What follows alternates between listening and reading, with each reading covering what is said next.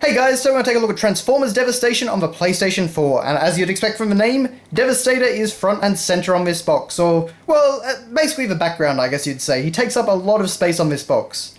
But being an 80s Transformers game, naturally we've got to have Optimus Prime and Megatron front and center facing off, looking very similar to how they do in the movie. In fact, actually, there's a line in the game which hints that Devastation takes place, relatively in the 80s continuity, but also just before the movie takes place, so there are little interesting things like that are always fun for fans.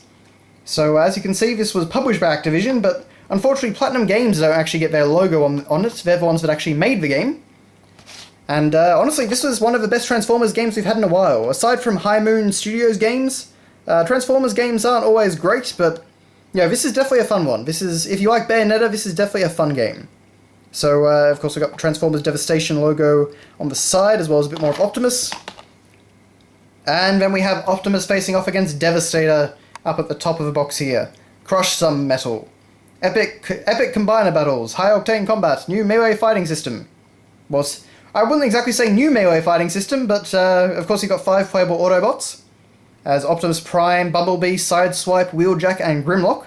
Grimlock is actually one of my favourites to play as, just because he's pretty much a tank. He can just wreck things in his dinosaur form. But honestly, it's a very nice box, and unfortunately, there's not really much more to it. As you can see, there's no manual, as to be expected nowadays. We still have equips for a manual, but of course, nothing to go in there. And we've got our disc here, and of course, it's just got Devastator from the front cover, but without Optimus and Megatron. So always fitted something a little tiny bit different for the disc. But aside from that, we've basically just got precautions printed on the backing. So yeah, this modern games are a little bit less interesting on this front, aren't they? But regardless, that is your look at Transformers Devastation. As I say, a very fun game. Not super polished or anything, certainly nowhere near as good as Bayonetta 2.